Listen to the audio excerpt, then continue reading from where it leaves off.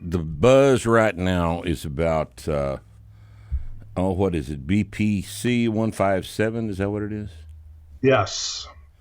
Tell us about that one. So BPC-157 is very similar to amino acid chain of about 15 hormones that we make naturally in our stomach. It's not the exact same, but it's pretty close.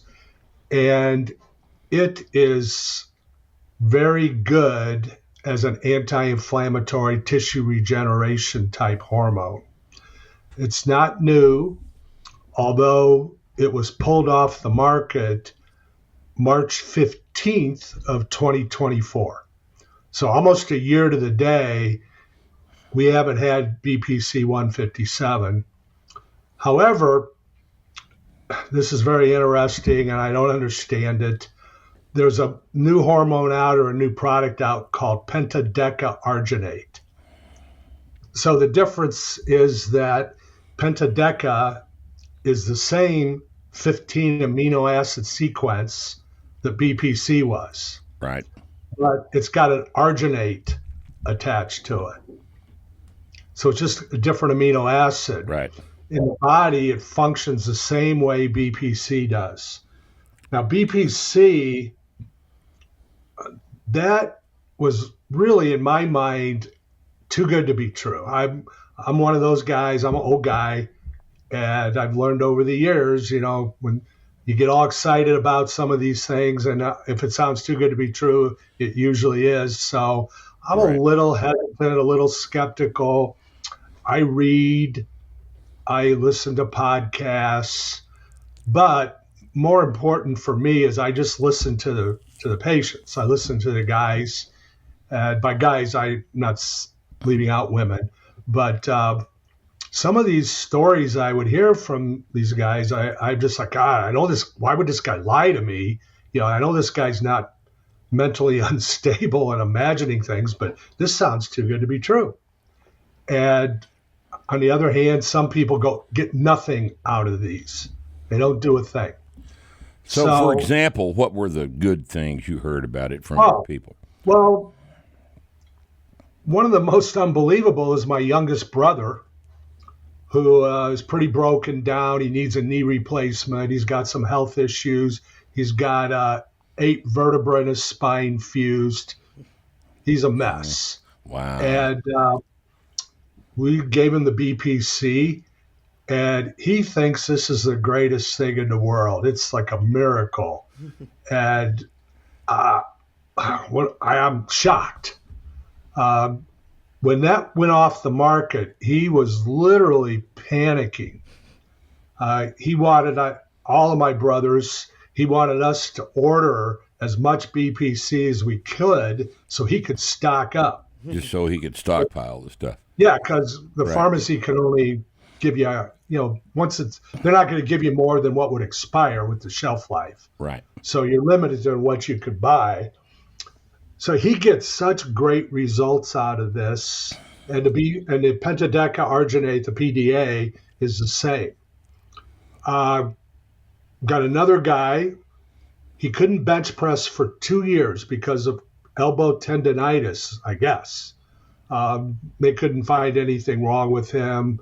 MRI studies, whatnot. Both elbows.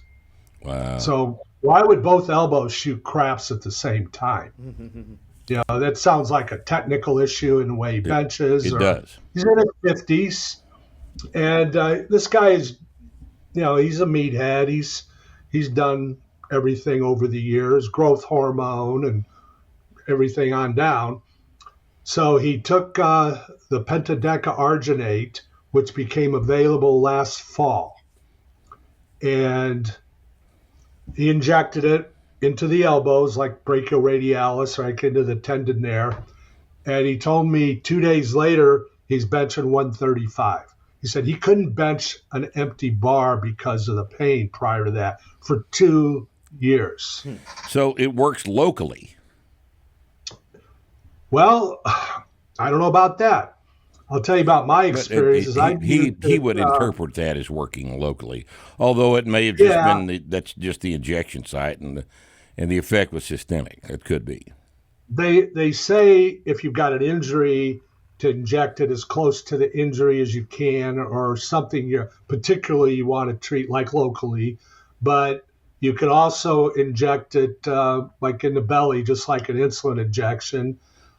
To me, I don't know. It seems like this is a systemic hormone that's going to get into your bloodstream. It's going to go everywhere anyway. Right. So it's not like it's all going to hang out in your knee or it's your elbow. It's not like a steroid injection into a joint. No. So I've taken between the BPC, I haven't taken the PDA yet, but I've taken it 4 times.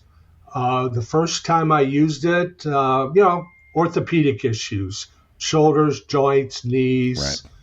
Supposedly I need a knee replacement. I probably could get one, certainly could get one if I wanted one. But, I'm old, I'm beat up. I did a lot of stuff over the years. I was very, very impressed. I was pretty excited. I thought I might get to where I'd be doing lifts that I hadn't done in several years. Not going back to my 20s, of course, but this is really good. And I was just injecting it in my belly. Right. Seemed like it would work that way to me, and it did. Same as growth hormone. Yeah, it's like an insulin needle. Very simple, very easy. These are all water-based, boys and girls, so they work just fine with a fine gauge needle. Yeah, it couldn't be easier. Now, I took it subsequently for same reasons, just general orthopedics, tendonitis type stuff. Just want my joints to feel better so I could train more and really more often, because I just like to train. I would do it every day if my body would hold up, but obviously that's not best for you. And those other 2 times, one of them, I got some benefit out of it, obviously, but not as much as I noticed initially. And then one of them, I didn't feel anything. And I didn't know whether to attribute that to, I'm getting older, so obviously I'm probably getting worse, and maybe I passed the benefit range where this would help me. Yeah. I don't know.